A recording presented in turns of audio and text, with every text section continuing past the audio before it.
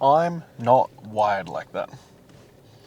I'm not wired for discipline. I'm not wired to work. I'm not wired to push myself and get uncomfortable. These are the stories people tell themselves. These are the words that people use. You want to know the dirty truth? No one is fucking wired for extreme discipline.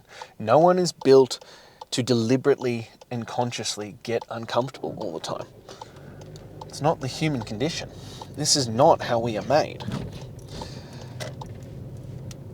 We are innately drawn towards the easiest option, the simplest version, the gentlest way to go about it. Everything in the human existence is built towards just continue moving forward, whether it's good for you or not. Look at the way our bodies adapt to injuries or things like that. It's not to function at our highest level. It's not to be at our most functional level. It's just to continue moving forward, whatever the path of least resistance is. This is what we are innately drawn to. It's why comfort is such a hard thing to override, because we are built for it. We are drawn to it. The ability to do hard things, the ability to have discipline and mental toughness and fortitude and all these kinds of things isn't innately given. It is not something that is bestowed upon us by God. It is a choice, a deliberate choice made over and over and over again. And the second we can remove this concept of some people are born disciplined, some people are born with these skills, the sooner we can dispel the myth that you can't have it as well. Being a disciplined man, being a man of fortitude, of a man of his word, these kinds of things, is a deliberate choice. Discipline is a skill. It is something that can be built and must be continually built, because like most skills, it is perishable. Yes, once you've built it once, it is easier to fall back into that nature, but it is still one that can be lost. It is still one that can be wasted away if you don't continue to make the right choices, if you don't continue to choose to be the most disciplined version of yourself.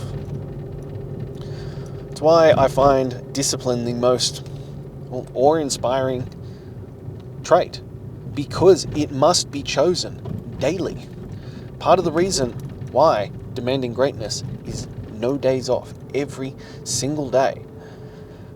Because anytime you choose a different path, anytime you choose a different way, you are starting to build that habit. You are starting to ingrain that wiring in your head. This is the danger of these things, because it's very easy. And as I said, we're drawn to comfort. So it is very easy to fall into that trap. It is very easy to slip back into, being the laziest version of ourselves. We are drawn to comfort and ease. There are two sides of every person. One is lazy. One doesn't want to do it, wants to avoid the work, wants to avoid being uncomfortable, wants to avoid pushing into things that, aren't enjoyable. Hell, I know that side very well. And he wants to rear his ugly head every single day. Every time I take on things, he wants to be there and being like, hey, let me run the party. And you have to beat him down. You have to shove him away. You have to crush his soul, because you can't get rid of him. That bitch voice in your head, you cannot get rid of him. He will be a part of you. And you can call it whatever you want. The bitch voice, resistance, the weakest version. Whatever you want to term it, that version of you will be there for life. It will always be just lurking in the shadows. And he is a silver-tongued son of a bitch. And he will get you when you least expect it. And I think that's what makes it so difficult to be a disciplined man, to be a man of your word, because it is a never-ending battle. It is an ongoing, constant decision to be that version. That's why I talk about extreme discipline being freedom. And people are like, no, it's restrictive and, refines me from the choices I want. It prevents me from doing the things I want. Yes, by design, prevents you doing the things that do not serve you, that do not progress you forward towards the life that you want. That is a deliberate design. But on the other hand, it also gives you freedom because you don't need to think about it. You don't need to dip into your willpower to make decisions. There is a thing called decision fatigue. Look, I think some of the most successful people in the world take it to the extreme. But also on the flip side, they're some of the most successful people in the world. There is something innate in that.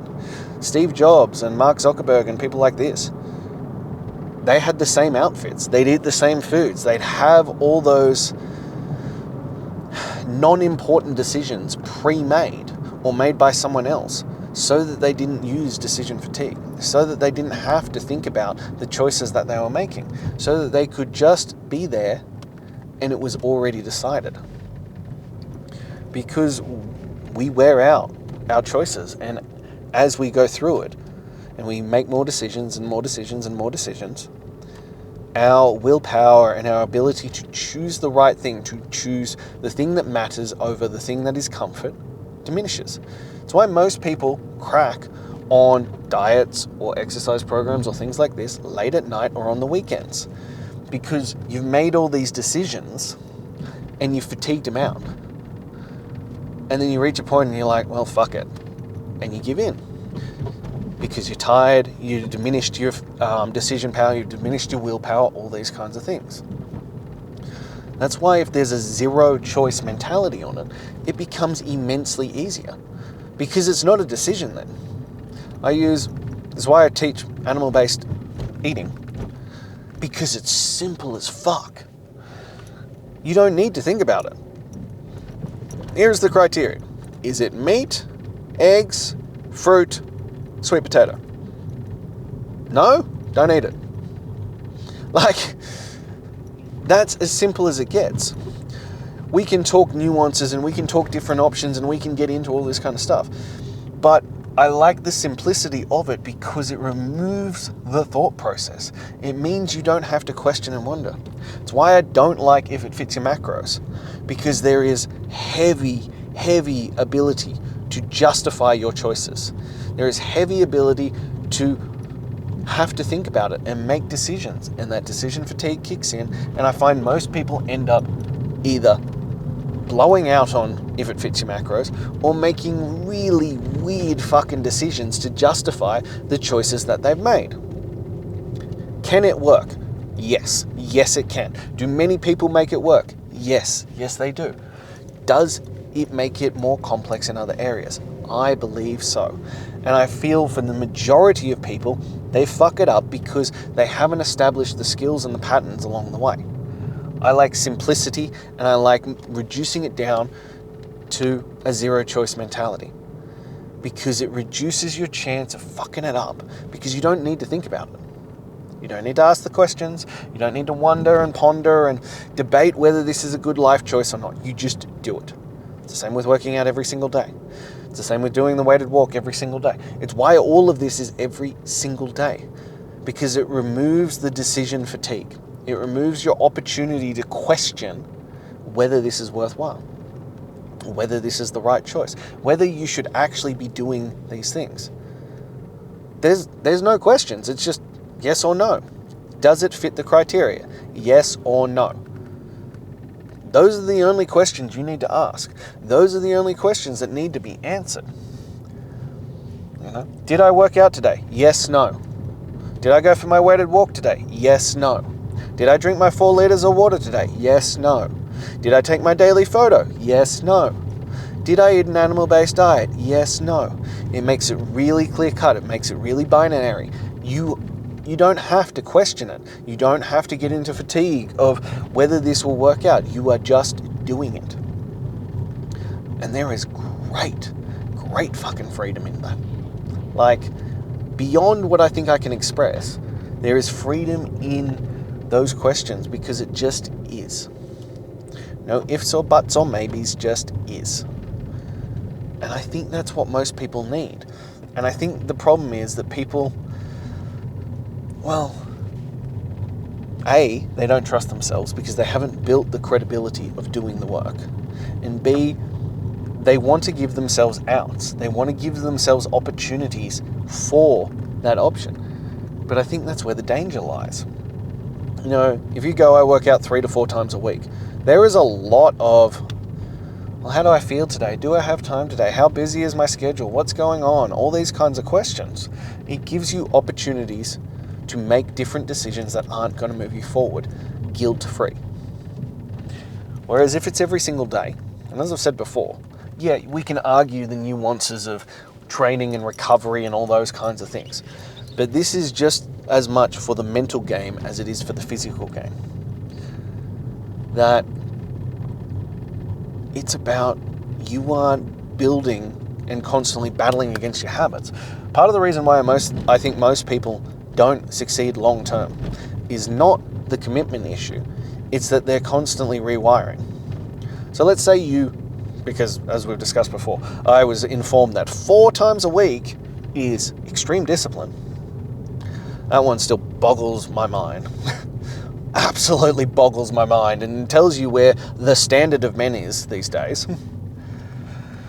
But nonetheless, 4 times a week is considered extreme discipline. So let's go wild and say you do 5. So you work out Monday to Friday and you rest on the weekends. Anytime you do something for 2 days in a row, you have started the beginning of a new habit. So every week you build momentum and you go for the 5 days and you're killing it and you're on fire and you're crushing it. Things are going fantastic. And then you take 2 days off. And then you've reset that pattern. And then you've gone back to the beginning. And now your body's going, I don't like this. This ain't fun. I don't want to do this.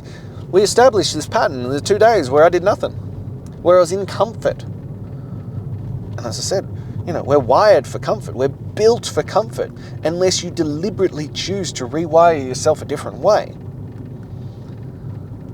So the body and the brain's going, no, I like that. I like that version. I like when we sit on the couch and do fuck all. When we do sweet FA. That's what I prefer. That's what I enjoy. Let's go back to doing that. So Monday sucks. Tuesday's a little bit better. Wednesday's hump week. Thursday you're starting to feel good. And Friday you're like, sweet, I'll push it today because I get tomorrow off. You start the cycle over again. And I see this all the time. I see this with people in the gym. I see this with people who aren't ready to make the final commitment and actually do the work that's necessary. But you have to wire yourself for success. You have to wire yourself differently. You have to wire yourself for discipline. We look at those people who are successful and they go, but they built that discipline. No, they got successful first. Sorry, they built the discipline first and then the success came. You don't get successful and then turn around and go, you know what? I'm already incredibly successful. You know what I want to do? Work harder. No, they got successful because they worked hard, because they built the discipline muscle, because they did the work that was necessary. They are very different beasts. You have to build the discipline muscle. It is the greatest gift that you could give yourself, that you could give your family, that you could give your children. And it's the one I always come back to. Your kids aren't learning based on what you say. They aren't building who they are as little human beings. They're not sponging up what you say. They are sponging up what you do. These are very, very different aspects. So if you show discipline, if you show that this is what we do, if you show up every single day, that the work is getting done, no matter what, if you go, this is happening, rain, hail, or shine, they will innately pick up those skills. Skills that will last them a lifetime, that will change their trajectory, skills that will separate them from the rest. As I said, look around. Look at what the standard of discipline is in this world. What is considered extreme discipline in today's society. Ongoing joke with one of my followers. The bar is on the fucking floor. But it's true.